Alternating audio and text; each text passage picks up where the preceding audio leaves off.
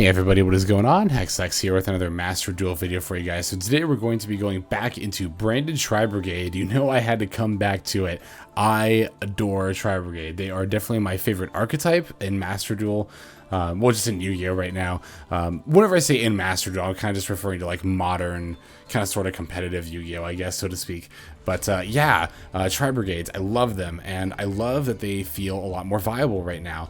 Like I've said before, I do think that branded Tri-Brigade is a solid tier 3 deck on the ladder. I don't know how much play it's seeing, if it's seeing enough play to like warrant a formal tier 3 position, but I do feel in terms of its power level, it is right at that tier 3 level there. Yeah, the branded engine definitely does quite a bit for the Tri-Brigades. It's also nice how like kind of seamlessly you can integrate it into Tri-Brigade plays in order to set up the Mirrorjade plus Revolt on turn 1, which actually in the last video we covered this deck, I didn't get to do that too much. I didn't show like some of the more quote-unquote standard lines of how you open with that, but we are going to see a little bit more of that in this video. So rest assured, if you're kind of wondering like how can you consistently end on Mirrorjade plus the Revolt, then don't worry. Again, we'll go ahead and take a look at that, some of the first games you've got coming up here. So our build actually hasn't changed from the build we had just a little while ago, like a little over a week ago is when we first showcased this deck here. I'm still liking this build quite a bit. I have not put in Rescue Cats yet. I did actually think pretty hard about this, because you know I tend to like to stay around 300 ultra rare craft points just to have them in case I need them.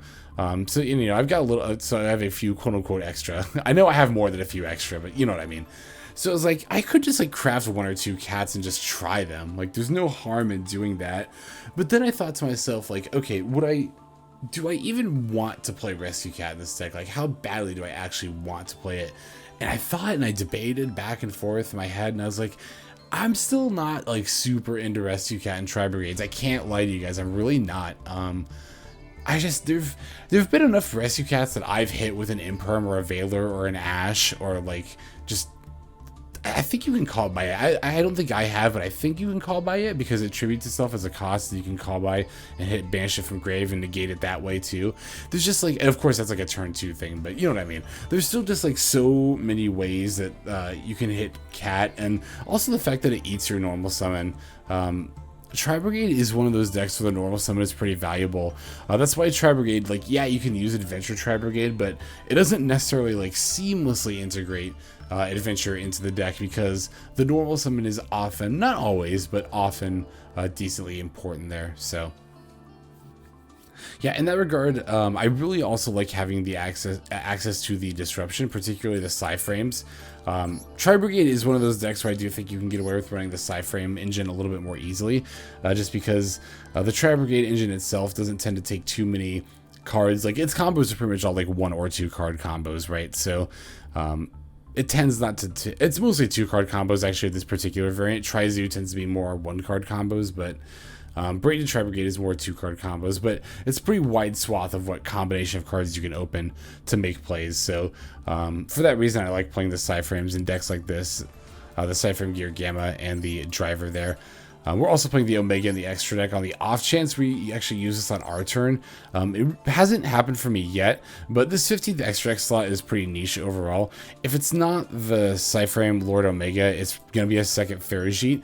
Another thing I've kind of been thinking about though, was maybe adding, because we've got this Albion in our Extra deck that we pretty much never go into. But I don't know, we could in theory, right? We could in theory play like a branded in red and then a second Mirrorjade and potentially, or like just some other fusion to go into with the branded in red, just potentially have the option to send Albion if we wanted to. Because usually with Mirrorjade's effects, we're pretty much always sending Brigand, right? And I think Brigand might, a decent amount of time, be the right one to send anyway. We send Brigand because we can special summon a Tri-Brigade monster during the end phase directly from our deck, which obviously being a Tri-Brigade deck, we like doing. But there might be, I don't know, there are some, could be anyway, some scenarios where like, I don't know, the Albion's just right. Plus having another option to go into like another Mirrorjade would be nice for this deck. There are games where I'll do my like, you know, I'll combo out my Mirrorjade on turn 1 and then it'll get answered and I'll be like, I kind of do wish I had like a branded in red or something to make a potential follow-up Mirrorjade. But it's just a thought. I don't know. It's not it's not one I'm like super committed to, but I mean, you have the space in the main and extra deck to potentially expand on this branded engine a little bit within the Tri-Brigade deck. I've talked about this a little bit before too, but you've got the room to expand on it. So I almost kind of think like, why not, you know? But in any case here, yeah, as far as like the rest of the deck goes, like I said, this is unchanged from about a week ago when we first started playing it here on the channel. I still like the droplets. I definitely still like the Feather Duster, as I think Eldritch, like I mentioned before, again, is you know, running around as a tier 2 deck at pretty much any given point in Master Duel's history so far. So having answers to it is definitely not a bad thing to be main decking. I still like the Deity Crow. I don't use it super often, but just having the option is nice. And also, if you don't use it, just being able to use it to discard for like Kerass or something is just also very nice. So we appreciate Deity Crow in Tri-Brigades, especially in this format where, again, Branded in red is running around so a lot. So the effects like Deity Crow are fairly useful nowadays. Yeah, so I think that is just about it for as far as what I wanted to say about the deck itself. Now let's go ahead and, as always as ever, we're going to break it down card by card before we go ahead and take a look at some gameplay. Alright, we are playing 1 PSY-Frame Driver, 1 Deity Crow, 1 Effect Veiler, 3 Tri-Brigade Nervall, 3 Maxx, 2 PSY-Frame Gear Gamma, 2 Tri-Brigade Kerass, 3 Tri-Brigade Kitt, 3 Ash Blossom and Joyous Spring, 1 Fallen of Albaz, 2 Tri-Brigade Fraktall, 1 Tri-Brigade Mercourier, 1 Albion the Shrouded Dragon, 1 Nibiru the Primal Being, 1 Harpie's Feather Duster, 1 Foolish Burial, 1 Branded Fusion, 2 Fire Formation Tenki, 2 Called by the Grave, 1 Crossout Designator, 2 Forbidden Droplet, 3 Infinite Impermanence, 1 Tri-Brigade Revolt, and then 1 Branded Sword. Down here in the extra deck, we're playing 1 Brigand the Glory Dragon, 1 Albion the Branded Dragon, 1 Mirrorjade the Iceblade Dragon, 1 PSY-Frame Lord Omega, 1 Salamangreat Almiraj, 1 Predaplant Verte Anaconda, 1 Ancient Warrior's Oath Double Dragon Lords, 1 Tri-Brigade Ferrijit the Barren Blossom, 1 Tri-Brigade Bearbrumm the Rampant Rampager, 1 Racefulgur the Desperate Doom Eagle, 1 Tri-Brigade Rugal the Silver Sheller, 1 Appaloosa Bow of the Goddess, 1 Axis Code Talker, and then finally, of course, 2 Tri-Brigade Shurug the Ominous Omen. Alright, now that we have covered the contents of the deck here, let's now go ahead and take a look at some games. Alright, so this first duel here is going to be against a, I thought it was 60 card, but it was actually a 51 card rank 8 spam. Basically the Danger, Lunalite, Kaiju, you know that deck. The one that likes to go second and put out a bunch of level 8 monsters there. So this opening hand is alright. We've got Foolish plus Kerass. So we actually have that line that I was talking about where we can set up the Mirrorjade plus the Revolt there. So basically, yeah, I'm going to use Foolish as kind of a fractal substitute here, putting the Kitt and the Nervall in the grave before adding a Kitt. I'm actually going to normal summon that Kitt. It doesn't have to be Kerass plus like Foolish specifically. It could just be really like any Tri-Brigade monster plus Foolish. So yeah, I'm going to summon Kitt, banish to get the Ferrijit, and I'm going to use Ferrijit's effects to then special the Kerass from my hand. So then I can link away the Ferrijit and the Kitt into a Rugal, the Silver Sheller. I want to do that in order to put more Beasts and Beast Warriors, Tri-types, Beast Warrior, Wing Beast, or what I refer to as Tri-types in the Tri-Brigade. Basically, we need to put Tri-types in our graveyard in order for the Kerass to have something to banish. Plus, we get to cycle the Fallen of Albaz back into our deck with the Ferrijit, so that's nice. Now we can banish those two that we just sent there for the Bearbrumm. And now we're going to link away the Rugal and the Kerass into a Predaplant Verte Anaconda. From there, we can use Verte Anaconda's effects, sending Branded Fusion from the deck to the graveyard. And now I want to use the Bearbrumm on the field and the Albaz in my deck as the materials in order to make the Mirrorjade the Iceblade Dragon. And the reason I want to do that is because then that will allow me to use the Bearbrumm's effect to add the Revolt from my deck to my hand. Yeah, we can go ahead and throw Albion in for good measure. With Albion, you're going to want to send Branded Sword like that. And you would want to do that in order to add back a Tri-Brigade Mercourier that you have banished. The idea is that if you, ideally, you would send the Mercourier to the graveyard at some point and then banish it for the summon of a Tri-Brigade Link monster. Then you can use the Mercourier's effect to add the Branded Sword. Branded Sword can be used, like I said, in order to recur that Mercourier, say that 5 times fast, back to your hand. But most importantly, we're able to set up the Mirrorjade plus the Revolt, and we've even still got the DD Crow and the Maxx in our hand. But our opponent has... our opponent has the Lava Golem, and it's funny, they had the Ecclesia and then the Alpha. I really should have ripped that Maxx off, or popped that Maxx off, ripped it out of my hand as soon as the Lava Golem came down. That is honestly, if you get Kaiju'd, even if it's a Lava Golem, I feel like if you get Kaiju'd, it's typically right to then pop off the Maxx, but especially if it is an actual Kaiju, because it's not hard at all for the opponent to then special summon a Kaiju from their hand. But yeah, here I just like, you know, casually missed out on 3 draws with Maxx. Well, again, the Lava Golem one, I don't know. I don't think blind Maxx going into your opponent's turn is a good idea, which I've seen people do. I don't think it's a good idea. So I don't really count that as much of a misdraw. But yeah, after this came down, I should have played Maxx, because again, we missed the Ecclesia and the Alpha draws here. But the Maxx is going to be more of a deterrent than an actual like advantage gainer for this game, right? Which is I'm totally fine with, like, you know, pretty much discarding Maxx and then, you know, my opponent not finishing out the game from there. Or not finishing out the game, finishing out their turn from there, and pretty much finishing out the game as a result, honestly, because now they're just passing back to me, and going into the end of their turn with nothing but an Ecclesia on their board, and I've got a Revolt, is definitely where I like to be, because now I can set up the Shrouded, have 3k damage on board, banish the Ecclesia, not have to worry about that, and then of course on top of that I can add stuff with this, like I can add a Fraktall with this Nervall here to have a good body to banish more stuff, to set up another Link monster. Yeah, definitely liking where we're at right with this game here. This is a fairly typical game. I mean, this is how like a fairly typical game, you know, we want it to play out, basically, is like this. So I'll use Fraktall's effect for 3 to get the Racefulgur, and actually because my opponent's only got 1 monster in their graveyard, I'll just shuffle it back to double Racefulgur's attack rather than going into access code. And then if my opponent happens to have something, I don't know, crazy like Gores or whatever, then I guess we'll just deal with it. But nah, they're good, you know.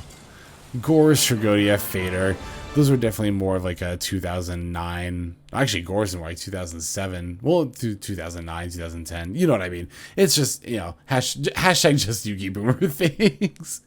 Don't mind me. I'm just reminiscing. In any case, yeah, let's go ahead and move on to the next game.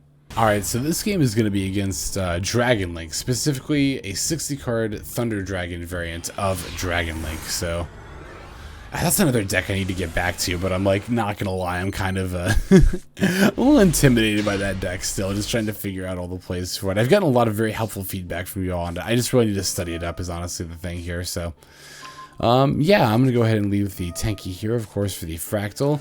Because I've got Fraktall plus Nervall, basically just another Tri-Brigade monster, I'm definitely able to set up this Mirrorjade plus Revolt here. And actually, I specifically added Kerass because of the DD Crow in my hand. If my opponent happens to drop out like a Valor or an Imperm to negate this Nervall, or stops the Ferrijit, like waits for that for some reason, then what I can do is I can just discard this DD Crow, special the Kerass, and then I'll have 2 things to banish for the Bearbrumm there. So even if my opponent has negation for this Nervall, I do still have the line there. Again, but that is why I searched Kerass and why you would specifically want Kerass in this scenario. But they don't have it, so we can just use the Ferrijit and save our DD Crow, which is definitely nice too. So, like I did last time, I'm going to go into the Rugal, Ferrijit's effect. I'll just put back this Tenki that I just added, because obviously I can't play another Tenki this turn anyway. And we're going to search the Fraktall off of a Nervall off the Revolt anyway, so I don't need this Tenki, so don't have any issue getting rid of it. Alright, just like again, like last time, we'll use the Verte Anaconda, sending the Branded Fusion. Branded Fusion fuses the Bearbrumm on board with the Albaz in deck to make the Mirrorjade. And then from there we can use the Bearbrumm F to add the Revolt.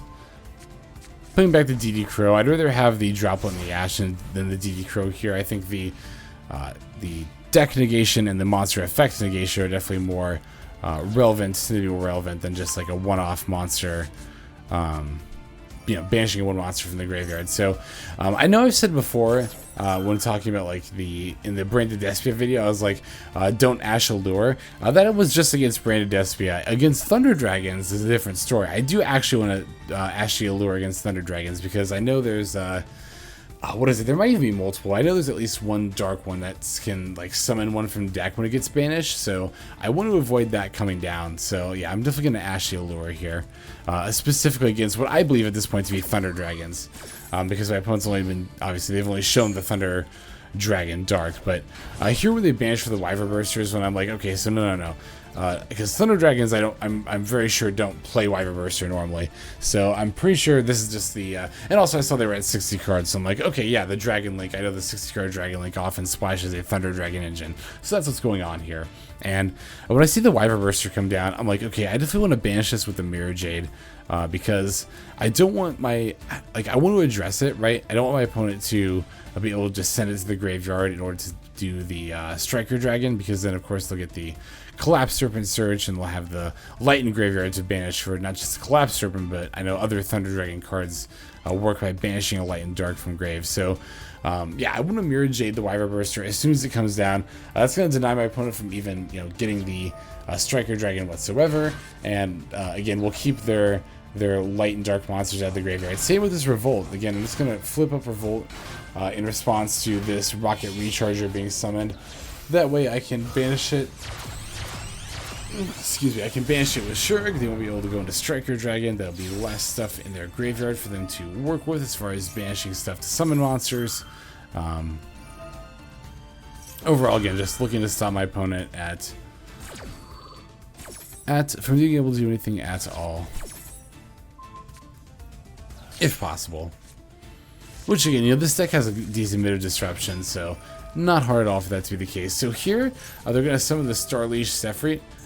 You're going to try to get either, I think, another Wyver Burster or Collapse Serpent, discarding the Rocket Tracer in order to do so. Now, I actually technically should have used Droplet when they summoned it, not when they activated the effect. I did wait for them to use the effect because I wanted them to get the discard, but I don't think that was right for two reasons. One, Dragon Link is a deck where potentially having the right monster in the graveyard can completely turn it around for you, and that could have been exactly what the Sephrite was trying to do here. Two, the Sephrite can actually it's send any number of dragon monsters from your hand and or field to the graveyard. So our opponent technically could have just sent the Sephrite itself, and then I wouldn't have been able to Droplet it, or if I had Veiler or Imperm, that wouldn't have worked.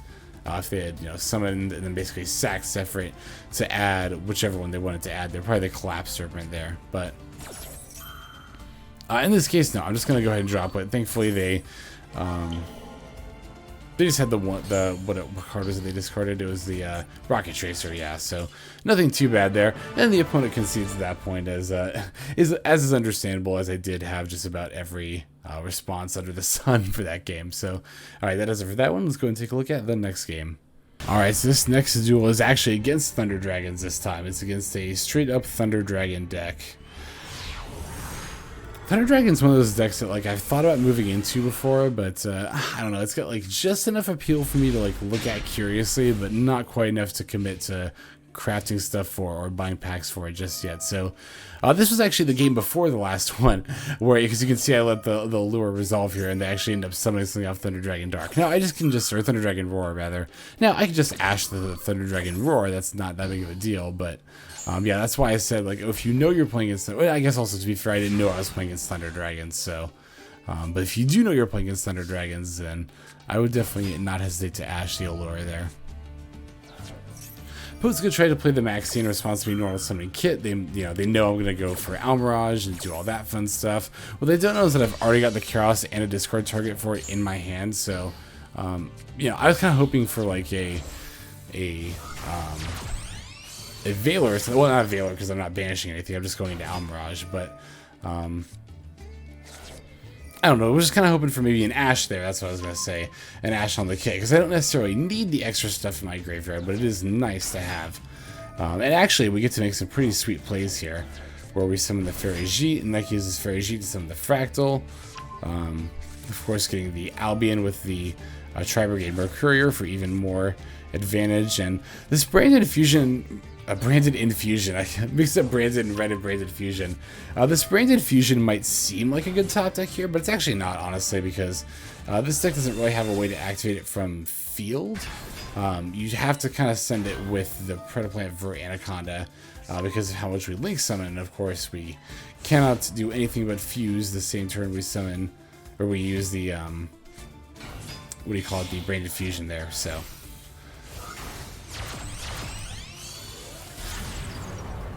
okay, so it looks like they've got their own Verte Anaconda now, but yeah, they made the Verte Anaconda, but they actually didn't end up using the effect, so I think I caught a lucky break here. Maybe one of their face down cards, the Thunder Dragon Fusion, but if they can't activate it, then they would have been able to use it with the Verte, right?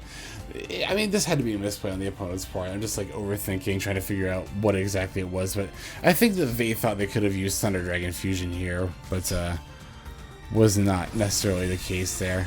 Again, I'm just assuming, so yeah, definitely gonna smack him with the Nibiru token. Let this game also be a lesson that if you're gonna Nibiru summon, make sure you always have an out to the token you summon. There have been games where I could have Nibiru'd somebody, but didn't, because I was like, okay, one, this isn't gonna be lethal, and two, I can't beat the token, so I shouldn't Nibiru if I can't beat the token, because then I'll just lose to the token instead of you know, the board state. So I don't know. In any case here, I set the Tri-Brigade Mercourier specifically for what I'm about to do here, which is tribute summon the driver, battle over whatever my opponent sets, and then smack him for lethal with the Nibiru token that they so very generously donated to our cause, so to speak. So, yeah, okay, cool. That is going to go ahead and do it for that game there. Now we think we've got one more to take a look at. Let's go ahead and jump straight into it. Alright, this last duel here is going to be against Live Twins. Alright, we do love this deck. I love this deck. I think it's a cute deck. And we don't mind playing with or against it. Opening hand is looking really, really good. We've got Ash Blossom and the Gamma going into the opponent's first turn here. They're going to use the secret password. Once again, talking about choke points. Not going to Ash the password or the Sunny Snitch. I'm going to wait for the Live Twin itself to come down before I use Ash Blossom. Because that's going to allow me to you know, negate after they've already committed normal summoning a Leela here. Plus, you never know, like, they might end up searching, like, they might activate Sunny Snitch and you might Ash it, but sometimes they'll just end up grabbing, like, a Kiss Kill Frost because they already have a Leela in hand. So you want to make sure that you're waiting to see what they search with the Sunny Snitch. Will also give you just a general better idea of what's going on with their hand as well there. Now, oftentimes they have it anyway, like they do here. They just had the Kiss Kill Frost, but in this scenario, again, that's fine because I've also got the Gamma, so I can just use Gamma's effect in response to the Evil Twin Kiss-a-Kill here. Opponent does have a Maxx in response to cycle a draw off of it, but fortunately, because the Gamma summons both itself and the driver at the same time, opponent's only going to get one draw, and we will still negate and destroy their Kiss-a-Kill. With that, they're forced to set one back row and then just pass back over to us, which is definitely not something we mind seeing. So I'm going to normal summon the Kitt and then use this to set up my graveyard. You can see once again I've got the Kerass plus a Mercourier in my hand, so yeah, I know even if push comes to shove here, I'll definitely still have plays for this turn. Yeah, this game is actually, now that I think about it, panning out pretty much exactly the way the last one did in terms of the plays we're making on our turn. This time our opponent is going to have a Forbidden Droplet though, which is definitely more than a bit of a bummer, especially because I believe, yeah, we've already used our normal summons. We can't just like normal summon the Fraktall here and keep going, right? I will still use the Albion effect, or the Mercourier effect to grab the Albion and cycle that rather. Which gets us a Maxx, which is definitely very nice.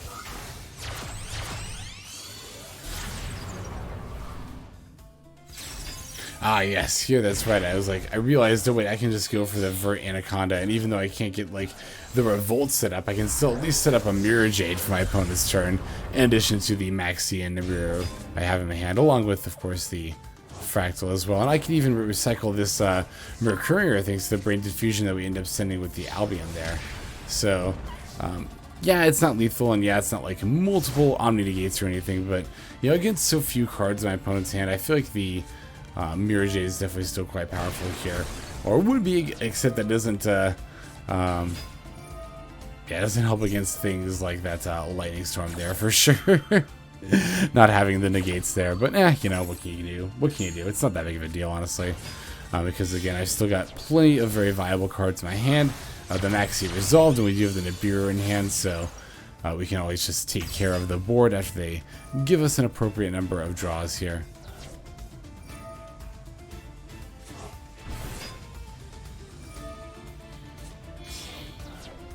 Alright, Kiskeel draws. Thought about ashing that, but I was like, yeah, let me just save it for later, that's fine. And here comes the Sunny Snitch. So at this point, I'll go ahead and drop the Nibiru here, giving my opponent the 3300 attack, 0 defense token. And then, yeah, even that gets board wiped by the Mirrorjade. I actually forgot about that. That's pretty awesome. This is another thing about Mirrorjade. I actually always forget about that effect. Not necessarily when I'm playing against Branded SP. I do try to be more mindful of it. But when I'm playing with it, sometimes I'll just pass my turn, and then my opponent's board will just like all pop, and I'm like, wait, what happened? Did they concede? Oh, no, they didn't concede. What's going on? And it's like, oh yeah, Mirrorjade. So, in any case here, I'm going to try to go for the access code for lethal. Opponent's got a Veiler, but I've also got the Crossout here, so yeah, definitely not concerned about it. Although I am a little bit more once this Imperm comes down, because that obviously is not something I have an answer to here in my hand. But I'm trying to see, let's see, did we... Okay, yeah, we haven't used our normal summon yet. We do have the Fraktall. We have the Fraktall, plus we have like, how many? Yeah. We have enough targets. We have enough targets. Well, actually, do we? We have one. Okay, yeah, here they're at the bottom. I was going to say, wait, 1, 2. Oh, that's it. Okay, we only have 2. I thought we had 3. Oh, no, I think I just banished him with Fraktall just now. Yeah, I'm pretty sure that's what happened.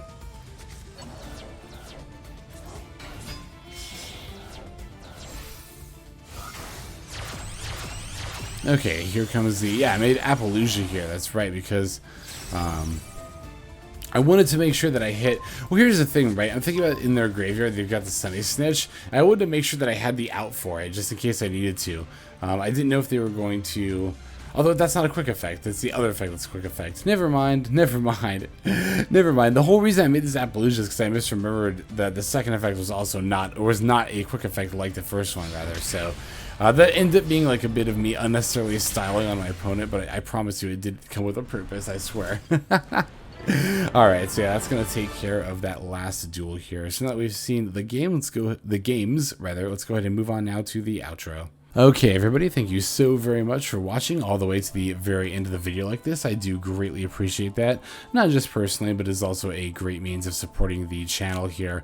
I'm also grateful to those of you who are commenting and subscribing commenters. I'm always looking for suggestions when it comes to gameplay and deck lists, so if you have any suggestions for the branded Tri-Brigade list here, definitely do not be shy about letting me know in the comments down there. And then also... yeah, subscribing is the best way to get notifications of when my videos drop, which does happen every day, so know that when you subscribe, you do get a daily Master Duel video out of me. But yeah, that's going to go ahead and do it for this one. That's all the time I've got for today. So without further ado, this is XLex. I'm signing out. Hope you have a fantastic day.